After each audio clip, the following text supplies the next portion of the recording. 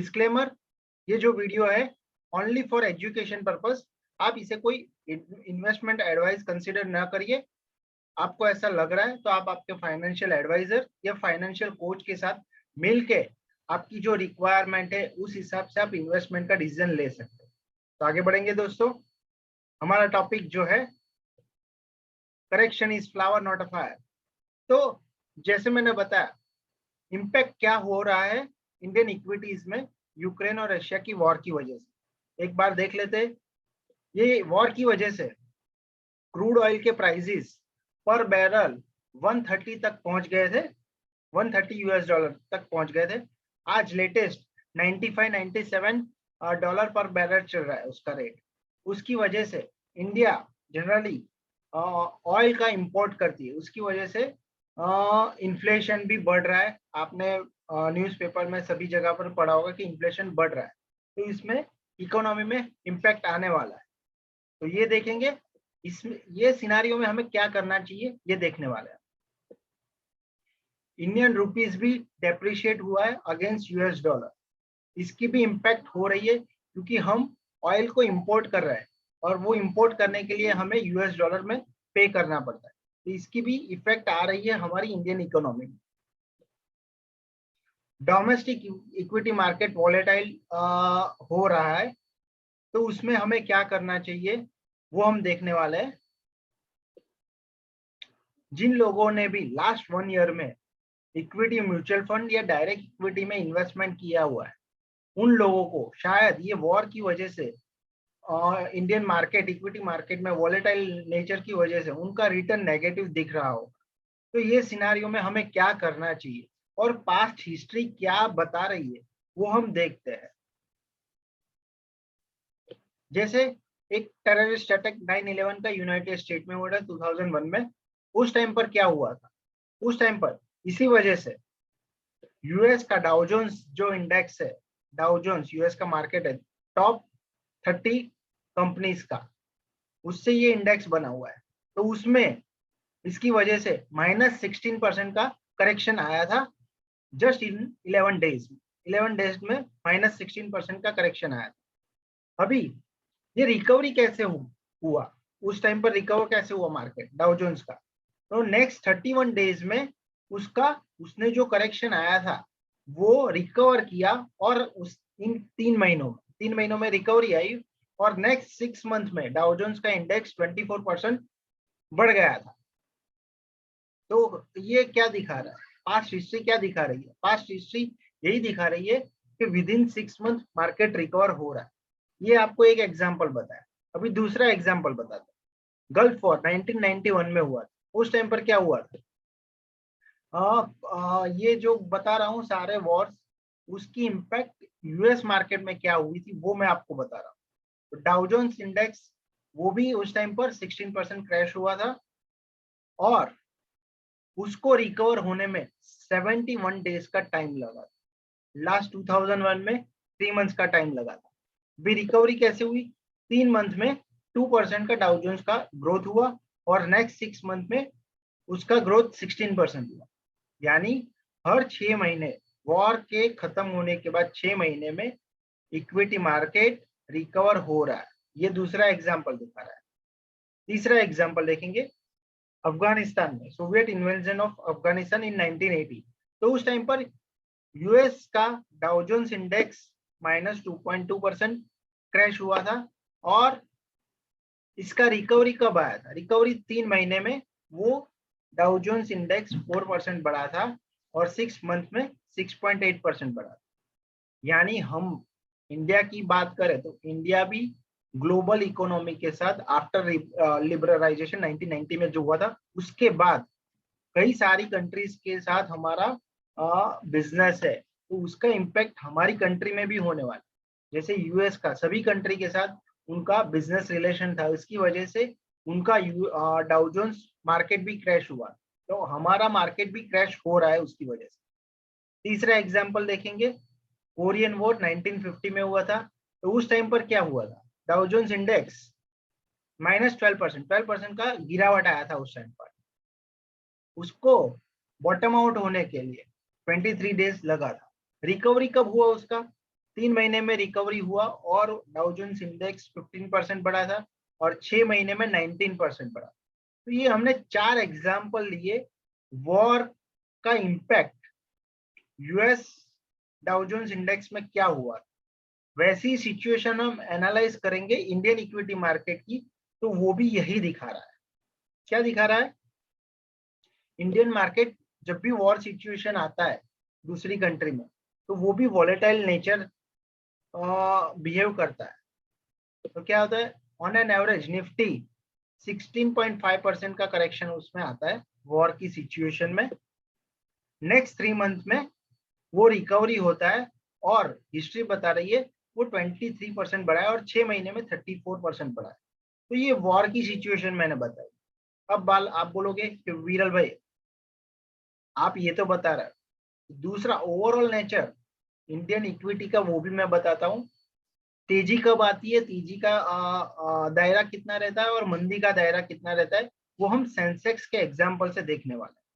तो सेंसेक्स क्या दिखा रहा है अभी, जॉन टेम्पल्टन उन्होंने क्या बताया, every bull market is followed by beer market.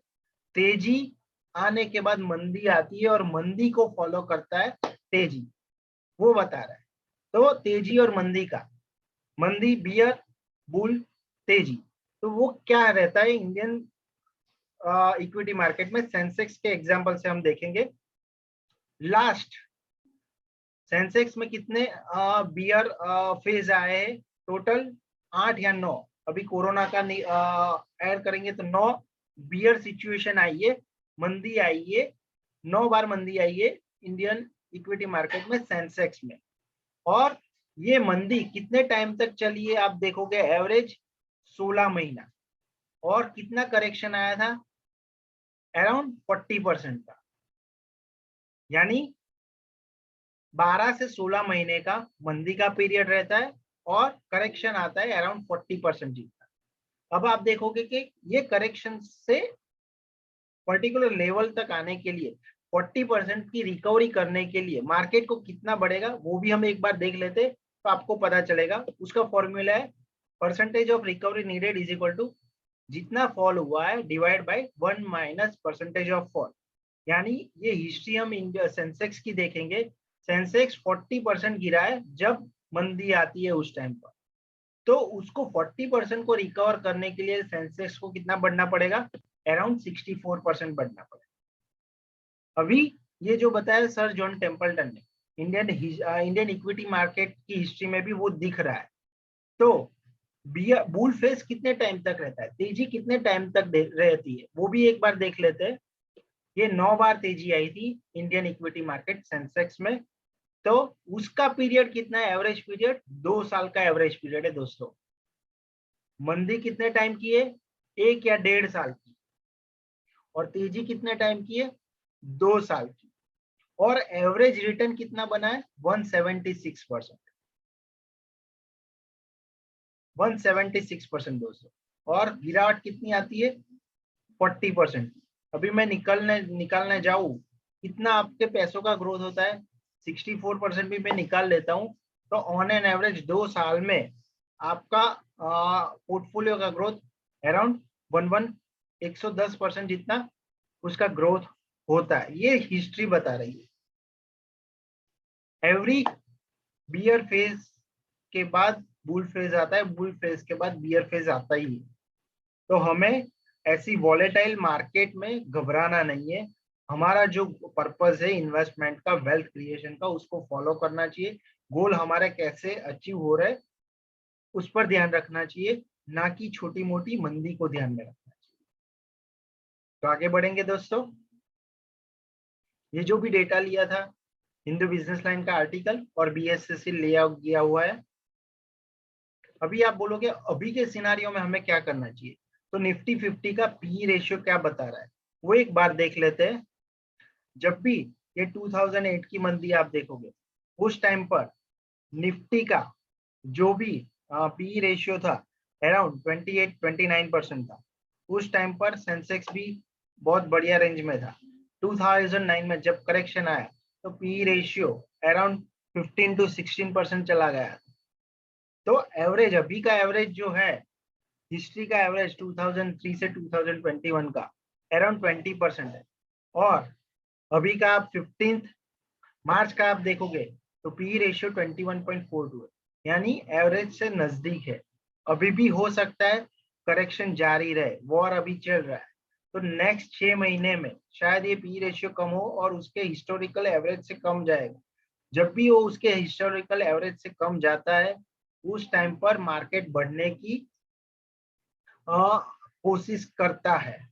यानी पी रेशियो सभी 21.42 पी रेशियो है, तो आप बोल सकते हो आपको 1 रुपए क्या गेन के लिए, 1 रुपये कमाने के लिए आपको 21 रुपए खर्च करने पड़े।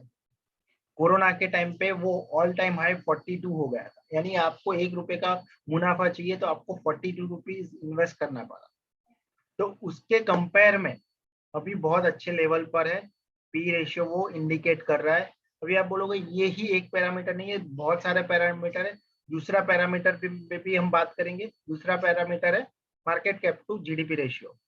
तो अभी का लेटेस्ट, अभी आप देखोगे जब भी market cap to GDP ratio 100 से कम हो रहा है, यानी 50 की रेंज में, 56% की रेंज में, 2008 में 56% की रेंज में था, तो उस टाइम पर 3 साल के बाद सेंसेक्स ने 17% का रिटर्न दिया। तो अभी का देखेंगे, मार्केट का वैल्यूएशन क्या है, 15 मार्च तक उसका वैल्यूएशन था 99.5%, यानी थोड़ा बहुत ओवर वैल्यूड है। बट जितना वॉलेटिलिटी है, वॉर कब खत्म होगा पता नहीं है, क्रूड के प्राइसेस बढ़ रहे, इसकी वजह से थोड़ा मार्केट में प्रेशर रहेगा। तो इसको आप अपॉर्चुनिटी समझिए, और ऐसी सिचुएशन में हमें क्या करना चाहिए वो हम डिस्कस करेंगे। वो देख लेते हैं क्या क्या करना चाहिए हमें ऐसे मार्केट में। What should long term investor do? लंबी अवधि आपको वेल्थ क्रिएट करना है, आपके लंबी अवधि के 10 साल के गोल है, उसको आपको अचीव करना है जल्दी से, तो हमें क्या करना चाहिए एक बार वो देख लेते हैं। फर्स्ट पॉइंट, जो भी हिस्ट्री बताई, वॉर की कंडीशन हो या इंडियन इक्विटी मार्केट की, बुल और बियर फेज हमने देखा। बियर फेज कम रहता है अराउंड 15 to 16 मंथ, और बुल फेज रहता है 24 मंथ्स का। तो हमें घबराना नहीं चाहिए। ये पर्टिकुलर करेक्शन को हमें फ्लावर की तरह समझना चाहिए। जैसे फ्लावर अच्छी आपको स्मेल देता है, सुगंध देता है, वैसे ये पर्टिकुलर मार्केट का फेज आपको वेल्थ क्रिएट करने में, आपके गोल अचीव करने के लिए हेल्प करेगा और आपकी जिंदगी में कुछ अच्छा सा बदलाव लाएगा। तो इसे हमें अच्छे फ्लावर की तरह देखना चाहिए, ना कि फायर की तरह देखना चाहिए, और ऐसी अपॉर्चुनिटी को ग्रैब करना चाहिए जिससे हम हमारे सारे गोल्स जल्दी से अचीव कर पाए, वेल्थ अच्छे से क्रिएट कर पाए। और जैसे बताया आपने देखा, बीर तेज मंदी के बाद तेजी आती है और तेजी के बाद मंदी आती है, यानी हमें ये साइकिल को रहना पड़ेगा। आप ये साइकिल में रहोगे तो ही आप वेल्थ क्रिएट कर पाओगे। दूसरा आप क्या कर सकते हो, आपको रिस्क रिड्यूस करना है तो एसेट एलोकेशन को आपको फॉलो करना पड़ेगा। इसमें आप आपके फाइनेंशियल एडवाइजर, फाइनेंशियल कोच की हेल्प ले सकते हो। वो आपको बताएंगे आपके रिस्क प्रोफाइल के हिसाब से आपका एसेट एलोकेशन कैसा होना चाहिए। दूसरा, आप ये मार्केट कंडीशन में एसआईपी को स्टॉप मत करिए। आप सिस्टमेटिकली इन्वेस्ट कर रहे हो इक्विटी म्यूचुअल फंड में, तो उसमें बने रहे। और ये मार्केट को देखते हुए मैं तो ऐसा सजेस्ट करूंगा आप लोगों को कि आप आपकी एसआईपी को इंक्रीज करिए। सपोज आपकी एसआईपी 10,000 है, आपके पास एडिशनल पैसे बच रहे हैं, तो 2, 3, 5,000, 10,000 की एडिशनल एसआईपी करिए, 1 साल के लिए, 2 साल के लिए। इससे क्या होगा, आपको ये कंडीशन में, ये वॉलेटाइल मार्केट में ज्यादा यूनिट मिलेंगे। और हमारा एसआईपी का रूल क्या है, हमें ज्यादा से ज्यादा जितने यूनिट मिलेंगे उतना जल्दी से हम वेल्थ क्रिएट कर पाएंगे, क्योंकि यूनिट पर ही हमें फोकस करना चाहिए, ना कि उसकी प्राइस पर। जितने ज्यादा यूनिट हो गए आप उसकी प्राइस से मल्टीप्लाई करोगे, उतने ज्यादा आपका वेल्थ क्रिएट होगा। यानी हमें यूनिट के एक्यूमुलेशन पर हमें फोकस करना चाहिए। तो ये सिनारियो में आप एडिशनल एसआईपी स्टार्ट कर सकते हो। जब भी 3 to 5% का मार्केट में करेक्शन आता है, तो उसको आप अपॉर्चुनिटी समझिए और वेल्थ क्रिएट करने के लिए इन्वेस्ट करिए इक्विटी में। ये अच्छा समय है। आपको लमसम इन्वेस्ट करना है तो आप सिस्टमेटिक ट्रांसफर अराउंड 6 मंथ या 1 साल के अवधि में उसको सिस्टमेटिकली मार्केट में इन्वेस्ट करिए। मुझे नहीं पता है कि मार्केट अभी गिरेगा या बढ़ेगा, बट हमें अपॉर्चुनिटी को मिस नहीं करना है, तो सिस्टमेटिकली हमें इन्वेस्ट करना पड़ेगा। और more importantly, take help from your financial advisor या फाइनेंशियल कोच। वो आपको हेल्प करेंगे, उनको पता है कि आपकी क्या क्या रिक्वायरमेंट है। आपको आपके इमोशन को वो कंट्रोल में रखेंगे, जिससे आप वेल्थ भी क्रिएट कर पाओ और आपका जो पर्पस है इन्वेस्टमेंट का वो अचीव कर पाओ। कोई भी गोल हो उसे आप अचीव कर पाओ। सभी जगह पर कोच का इम्पोर्टेंट है। आप क्रिकेट में देखोगे या फिर स्पिरिचुअल में देखोगे, सभी जगह कोच की रिक्वायरमेंट रहती है। तो आपको ये पर्सनल फाइनेंस में भी आपको आपके कोच की, फाइनेंशियल एडवाइजर की हेल्प लेनी चाहिए, जिससे आप वेल्थ भी क्रिएट कर पाओ और आपके सारे गोल भी अचीव कर पाओ। तो यही था हमारा टॉपिक। करेक्शन को फ्लावर के हिसाब से आप देखिए, वो आपकी जिंदगी में महक फैलाएगा, आपके गोल को अचीव करने के लिए हेल्प करेगा, ना कि उसको फायर समझिए। बहुत अच्छी अपॉर्चुनिटी है। आपके गोल को जल्दी से अचीव करना है तो इक्विटी में जब भी करेक्शन आता है तो इक्विटी में इन्वेस्ट करिए। आप लंबी अवधि के इन्वेस्टर हो। Thank you very much. मैं विरल शाह, आपको फिर से कोई अच्छे से नए टॉपिक पर हम बात करेंगे। और आपको ऐसा लग रहा है कि ये आपको कुछ नया जानने को मिला, आपको कुछ हेल्पफुल हो रहा है, तो आप मेरी यूट्यूब चैनल को सब्सक्राइब कर सकते हो, जिससे आप नए नए वीडियोस जो भी आएंगे उसको आप देख सको, आपके नॉलेज को बढ़ा सको, और मोर इम्पोर्टेंटली एक्शन लो। ये वीडियो देखने के बाद आपको कुछ एक्शन लेना पड़े, तो ही आपकी लाइफ में कुछ बदलाव आए। Thank you very much.